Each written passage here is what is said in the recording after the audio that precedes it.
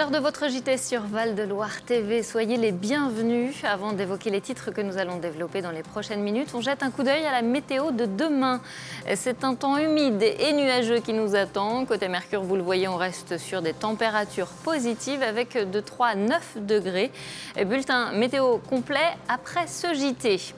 À la une de l'actualité de ce mardi 18 novembre, l'ouverture de la 41e campagne hivernale des Restos du Cœur partout en France. Une aide alimentaire devenue indispensable pour certains. Le cap des 10 000 personnes accompagnées va être franchi en Indre-et-Loire. Illustration au sein du centre de Joué-les-Tours en début de JT. C'est une nouvelle loi votée en avril 2025 pour les prochaines municipales. La parité sur les listes électorales sera obligatoire, même dans les communes de moins de 1000 habitants. Un casse-tête pour certains maires qui doivent trouver des candidates, mais aussi un moyen de mieux représenter les femmes dans la vie politique locale. Et puis nous vous ferons vivre le quotidien des pompiers de l'aéroport de Tours. Ils sont 18 à se relayer sur place 365 jours par an. Leur mission, assurer la sécurité des aéronefs et de leurs passagers. Enfin, dans notre séquence, on vous répond la question du soir, mail et SMS frauduleux, comment les repérer? Notre invitée sera Gloria Vanet, senior manager chez Strada. Mais d'abord, donc, ce chiffre, 161 millions. Il s'agit du nombre de repas distribués par les Restos du Cœur durant la campagne 2024-2025. Des chiffres stables, car l'association a dû limiter son aide faute de moyens. Mais la tendance reste préoccupante. 50% des personnes accueillies ont moins de 25 ans. À l'occasion du lancement ce mardi de la 41e campagne hivernale, nous nous sommes rendus au sein du centre de distribution de Joué-les-Tours, Léa Turquier. La file d'attente ne désemplit pas. Ici, chaque jour, une soixantaine de personnes est accueillie au Resto du Cœur. Sophie, bénévole depuis 4 ans au centre de Joué-les-Tours, note qu'il y a de plus en plus de jeunes. C'est un peu triste de voir certaines familles, là, c'est inquiétant parce que tous ces jeunes là, qui arrivent, là, donc étudiants, familles, comment dire, qui ont du mal, c'est vrai que ça pose problème. Hein. On fait tout pour bien les accueillir, avec le sourire. Une tendance confirmée au niveau national. Les Restos du Cœur annoncent que 50% des personnes accueillies ont moins de 25 ans. Ce mardi marque le début de la 41e campagne de l'association. Les besoins sont toujours les mêmes, des dons. À Joué-les-Tours, les bénévoles achètent les 3/4 des denrées destinées aux 230 familles actuellement inscrites. Marie-Françoise est engagée auprès des Restos du Cœur depuis maintenant 30 ans. Et c'est vrai qu'on a besoin parce que, comme partout, hein, quand on fait des courses, hein, les œufs, on les achète. Et ça coûte de plus en plus cher. Beaucoup de choses, hein, on est obligé d'acheter, qu'on n'achetait pas avant ou qu'on nous donnait. Et donc là, ça pénalise bien sûr tous les centres de toute la France. Hein. Le barème pour pouvoir être accueilli par les restos a changé pour cette nouvelle saison. Il est désormais plus restrictif. Au centre de Joué-les-Tours, cela signifie que 15 familles anciennement accompagnées ne le sont plus. C'est la nouveauté des prochaines élections municipales, la mise en place d'un scrutin de liste paritaire dans les communes de moins de 1000 habitants. Un vrai défi puisqu'aujourd'hui, on ne compte que 37% de femmes dans les conseils municipaux de ces petites communes. Le week-end dernier, une journée spéciale sur la parité en politique s'est tenue en mairie de Tours. Le point avec Arnaud Potier. Toutes ces femmes sont des élues locales. Si elles sont réunies aujourd'hui, c'est avant tout pour partager leur expérience avant les élections municipales de 2026. À l'approche de l'échéance, le constat est le même. L'intégration des femmes en politique reste un défi. Au quotidien, une fois qu'on est élu, on rencontre toutes les mêmes choses, à savoir couper la parole, reléguer à l'arrière-plan de la salle, jamais mis au devant. Et ça, effectivement, il faut que nous, on bataille pour prendre notre place et puis que ces messieurs acceptent qu'on soit là et fassent avec nous. C'est ensemble qu'on arrivera à mieux faire les choses de toute façon. Un défi accentué dans les communes de moins de 1000 habitants. Depuis mai 2025, elles doivent elles aussi respecter la parité stricte. 50% d'hommes, 50% de femmes sur les listes. En Indre-et-Loire, 155 communes sont concernées et la marche est parfois haute. Aujourd'hui, la part des femmes élues varie entre 18 et 83%. Certains de nos collègues élus s'en sont émus et puis d'autres effectivement traversent des difficultés pour constituer ces listes. Mais je suis quelqu'un de très optimiste et je suis certaine qu'en Indre-et-Loire, comme ailleurs, l'ensemble des listes seront constituées conformément à la loi. Pour se préparer au mieux, ces élus échangent, se forment et renforcent leur réseau. Objectif, être mieux armés pour peser et fédérer. Une première rencontre réussie en Indre-et-Loire. Le but, c'est vraiment d'encourager un maximum de femmes à s'engager en politique, à leur niveau, en fonction du temps qu'elles y ont à accorder, mais en tout cas de dire que la politique, il y a de la place pour tout le monde et encore plus pour les femmes. Reste à voir si les listes respecteront bien la parité. Réponse au premier tour, le 15 mars 2026. En bref, l'Indre-et-Loire placée en alerte renforcée vis-à-vis de la grippe aviaire. Le cadavre d'une grue cendrée retrouvée à Civray-sur-Èvre s'est révélé positif à la maladie. Les élevages avicoles du secteur ont donc été prévenus. Ils doivent mettre à l'abri ou sous filet leurs volailles pour éviter qu'elles n'entrent en contact avec des oiseaux sauvages. Je vous propose à présent de partir en immersion avec les pompiers de l'aéroport de Tours. Ils ne dépendent pas du SDIS, mais sont employés par EDIS, l'exploitant de l'équipement. Leurs missions sont à peu près les mêmes, sauf qu'ils ont une spécialité supplémentaire, la lutte contre les incendies d'aéronefs. Leur présence sur site est indispensable 24 heures sur 24 afin de garantir la sécurité de l'aéroport tourangeau, notamment depuis le départ des militaires qui remplaçaient cette mission jusqu'en 2021. L'étendue de leurs compétences avec Faustine Luneau. La ronde débute tôt le matin au volant d'un 4x4 balisé. Dès 7 heures, les pompiers de l'aéroport de Tours sillonnent la piste. Fusées détonnantes, klaxons et même bruits d'animaux qui sortent de ces haut-parleurs. Leur première mission est de faire fuir la faune qui pourrait perturber le trafic aérien. On n'élimine pas la faune, on leur fait simplement peur, on est farouche. Voilà, pour pas qu'ils soient autour de la piste au moment où des avions vont poser. Un peu plus loin, la piste est justement contrôlée par un autre pompier, comme c'est le cas au moins 3 fois par jour. Ça va consister en une inspection visuelle de la piste pour s'assurer qu'il n'y ait pas d'objets étrangers à la piste qui pourraient du coup poser problème, ainsi qu'un contrôle visuel du balisage pour pouvoir assurer aux avions de pouvoir poser de nuit sans trop de difficultés. Depuis 2021 et le passage au statut civil de l'aéroport de Tours, c'est une équipe de 18 pompiers employés par le gestionnaire EDIS qui se relaie chaque jour pour assurer la sécurité du site et de ses voyageurs en effectuant ses rondes quotidiennes, mais aussi en intervenant sur des missions de secours. Et quand ils ne sont pas en intervention, ils s'entraînent avec la participation de leurs collègues dans le rôle des victimes. Ce matin, Monique simule un malaise voyageur. Votre traitement, vous l'avez avec vous, quoi, hein ? Non. Il est dans la valise. Il est dans la valise. Des gens qui ont un petit peu de stress pour partir ou des personnes âgées qui font un malaise dû au nombre de personnes ou à la chaleur, c'est possible. Pas tous les jours, mais tous les 2 ou 3 jours à peu près. Ouais. Accidents d'aéronefs, surchauffe de moteur ou incendie dans un avion font aussi partie des situations auxquelles se préparent ces pompiers spécialisés. Ils peuvent compter sur ces anciens bunkers militaires pour se mettre au plus près des conditions réelles. Qui ressemble à un fuselage d'un appareil où on a constitué des sièges et puis on va pouvoir derrière enfumer et progresser dans le noir. Des gestes qu'il faut répéter pour les maîtriser au mieux, car ces pompiers de proximité ont 3 minutes maximum pour se rendre à n'importe quel endroit de l'aéroport selon la réglementation européenne. Pour éviter la propagation sur d'autres appareils et au sein de l'aéroport. Ça m'est jamais arrivé, après mes collègues peut-être, mais c'est pour ça qu'on s'y prépare tous les jours. Pour l'instant, seuls 2 accidents un peu plus impressionnants ont marqué l'équipe depuis 2021. Il s'agissait d'avions privés ou de formation. Les pilotes et apprentis s'en sont sortis indemnes. C'est une première qui aura lieu dans 10 jours à la Maison de la Magie de Blois. Le premier festival de close-up se déroulera les 28, 29 et 30 novembre prochains. 8 représentations ouvertes au grand public, faites par 3 artistes d'exception. On en parle avec notre invité du jour.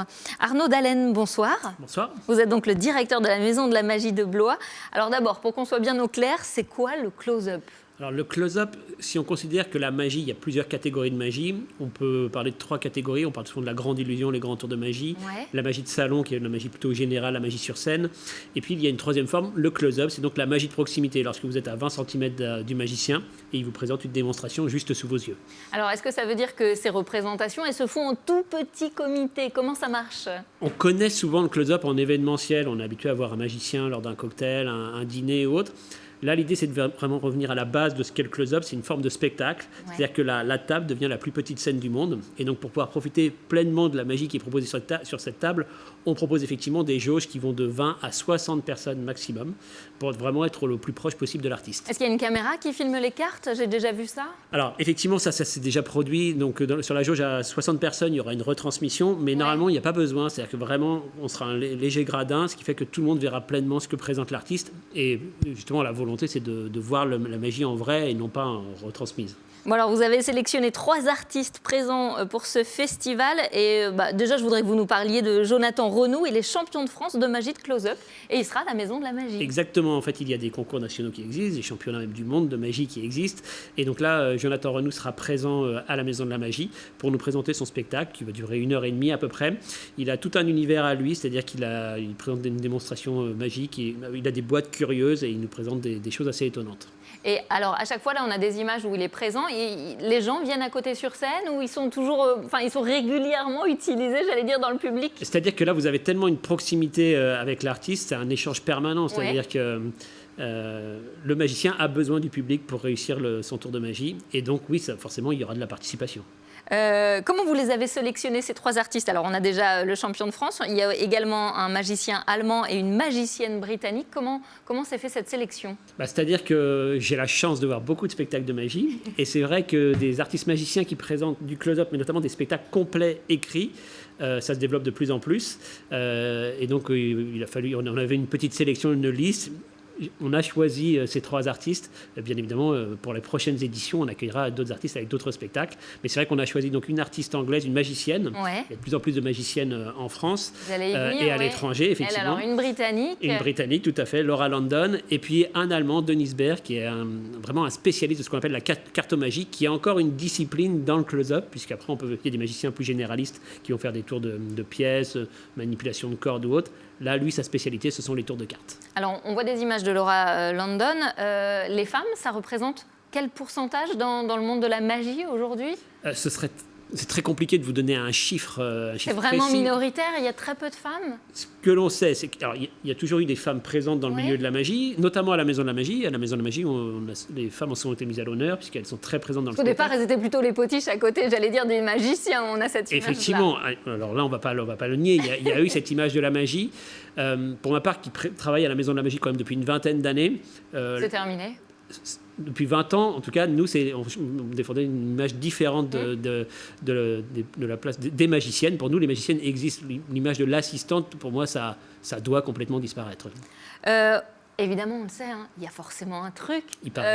C'est quoi? C'est des heures de manipulation, des années, j'allais dire, de manipulation pour qu'on n'y voit que du feu, qu'on n'y voit rien du tout. C'est-à-dire que le close-up, on a finalement pas trop le droit à l'erreur. Souvent sur scène, on peut se dire il y a quelque chose il y a la lumière, il y a de la fumée, on voit pas bien, il y a une zone sombre. Le close-up nécessite forcément beaucoup d'entraînement pour donner l'illusion que tout ça est facile et là du coup recréer la vraie magie. C'est-à-dire que quand on pose une pièce sur la table, on pose la main à plat sur la main sur la pièce et que la pièce disparaît. Voilà, là il y a pas de trappe, il y a pas de projecteur, de flash lumineux ou autre. Et là, pour autant, on arrive à créer la vraie magie. Et donc, ça nécessite forcément beaucoup d'entraînement. Bon, si on veut être impressionné et rester bouche bée, rendez-vous les 28, 29 et 30 novembre prochains. Réservation sur le site web de la Maison de la Magie. Tout à fait, puisqu'en fait, pendant tout le week-end, il y aura plusieurs spectacles qui sont présentés. Chaque artiste joue plusieurs fois. Donc, je vous invite vraiment à réserver en ligne. Merci Arnaud Dallène. Merci beaucoup. Un peu de nostalgie à présent avec, pour tous les fans de jeux vidéo qui ont passé des heures devant leur écran, eh bien c'était le must. La PlayStation fête cette année ses 30 ans d'existence. La console est sortie au Japon en décembre 1994 et en Europe en septembre 1995. 102 millions d'exemplaires ont été vendus à travers le monde jusqu'en 2006. Depuis, la marque a su développer tout un univers pour continuer à attirer de nouveaux fans. Confirmation dans ce reportage d'Arnaud Potier.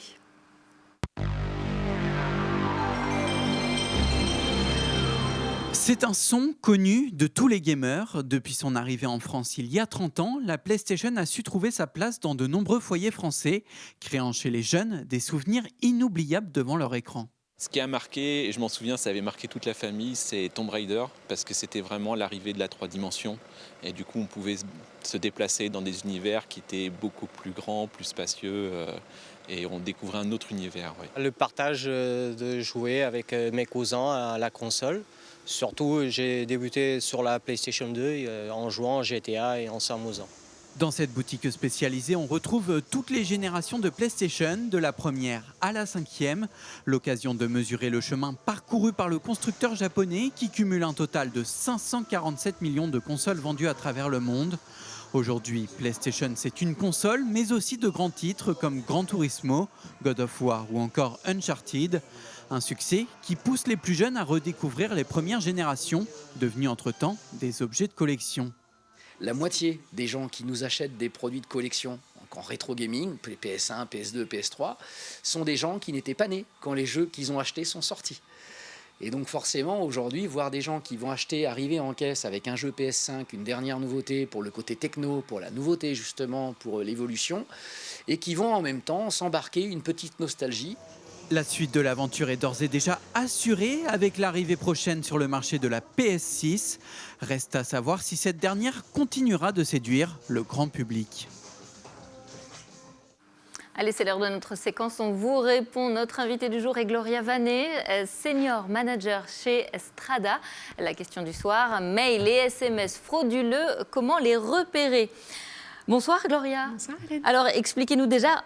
Franchement, on s'en est tous rendu compte, il y a une recrudescence, non, de ces textos, de ces SMS et de ces mails frauduleux? Oui, malheureusement, tout le monde est une cible aujourd'hui. On reçoit tous de plus en plus de mails, de messages, d'appels, ça n'arrête pas. Ouais. Donc l'important, c'est bien évidemment de pouvoir les identifier pour ne pas tomber dans le piège. Alors, vous nous avez apporté 2 exemples ce soir. On commence avec un faux SMS de la CIC. De la CIC, une banque, c'est ça? Oui, tout à fait, oui. Un faux SMS. Alors déjà, ce qu'il faut bien comprendre, c'est que les attaquants derrière, leur objectif, c'est déjà de récupérer soit vos informations personnelles, donc nom, prénom, adresse mail, soit vous faire payer des paiements qui sont frauduleux du coup, et récupérer votre argent. Donc là, ça dit...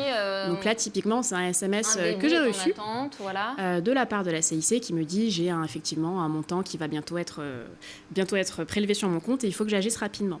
Ce que je peux voir déjà avec ce SMS, c'est déjà me poser la première question. Est-ce que je suis à la CIC ou pas? C'est pas mon cas. Donc déjà, ça tombe un petit peu à côté du mille. Ensuite, on voit que dans le SMS, on propose d'appeler un numéro. Quand je regarde le numéro sur Internet, je vois que ce n'est pas une agence CIC. Donc déjà, c'est pas le bon numéro. Donc c'est aussi un autre indice qu'on doit pouvoir identifier. Ensuite, je vois que j'ai un montant qui est étrangement très précis et aussi très élevé. Donc c'est pareil, les attaquants jouent là-dessus pour pouvoir justement provoquer l'urgence, la peur et dire attention, il faut absolument que j'appelle pour éviter justement d'être débité. Et en fait, c'est quoi? C'est que l'appel est surtaxé? Non, c'est qu'en fait, derrière, on va me demander si j'appelle des informations et après me dire, attention, payez pour pouvoir faire opposition ou donnez-moi le numéro de votre compte et à partir de là, c'est fini. Et enfin, le dernier indice, c'est bien évidemment le numéro d'envoi. On voit que le SMS m'a été envoyé par un 06 classique. La banque ne communiquera jamais ce type d'information via ce type de numéro. Alors, on a un autre exemple, l'exemple classique. Alors, je veux dire, on l'a tous eu. Moi, je l'ai eu en tout cas, l'exemple du mail de colis bloqué. Tout à fait. Le fameux mail où on me dit attention, colis bloqué, frais de douane à payer, etc. Agissez vite pour pouvoir récupérer votre colis. Déjà, le premier indice, c'est qu'on ne reconnaît aucune société de livraison connue. Je ne vois pas de UPS, je ne vois pas de Colissimo, donc déjà, c'est suspect. Ensuite, on me donne un code de suivi dans le mail qui ne correspond pas à une commande que j'ai passée. Donc, je sais déjà que en fait, ça tombe à côté. Pareil, l'adresse mail d'envoi est aussi inhabituelle. C'est une adresse en Gmail, donc une adresse Google classique. Normalement, si je reçois le mail d'une société de livraison, c'est @colissimo.com ou @UPS, etc. Donc, pareil, ça aussi, c'est un indice à regarder. Et quand on voit tout à la fin du mail, le mail n'est pas terminé. Il y a une phrase qui n'est pas finie jusqu'au bout. Ah oui. Donc ça, ils n'ont même pas fait l'effort d'aller jusqu'au bout dans leur arnaque. Pareil, c'est des choses qui doivent soulever des alertes. Bon, écoutez, merci. J'espère que nos téléspectateurs sont vigilants. Il faut l'être de plus en plus. Ça marche encore, j'allais dire, parce qu'on les connaît par cœur. Ça marche trop bien, même si effectivement on connaît et on répète les mêmes messages, mais ça fonctionne encore. Donc bien évidemment, dans le doute, on ne clique pas, on ne fait pas. Et dans l'urgence, de toute façon, on sera toujours rappelé, que ce soit par la banque ou par une société. Donc dans le doute, on ne fait rien. Merci pour toutes ces explications. À suivre, en campagne, notre émission consacrée au municipal 2026. Cette semaine, Michael Texier reçoit une candidate blésoise. Nous vous proposons un nouveau numéro d'En Campagne, effectivement, proposé par Val-de-Loire TV et la Nouvelle République. Nous accueillerons pour cette nouvelle émission Mathilde Desjonquers, candidate MoDem pour les municipales à Blois, portée par le collectif Unis pour Blois et ancienne députée suppléante de Marc Fesneau en Loire-et-Cher. Question de sécurité, il sera aussi question de transport, de vitalité commerciale en campagne. C'est juste après ce journal donc. Voilà, c'est la fin de ce journal préparé par l'ensemble de la rédaction. Merci de votre attention. Demain, vous retrouverez à mes côtés Aurélien Legendre dès 17h50 pour Val-de-Loire en direct. Et je vous dis à demain.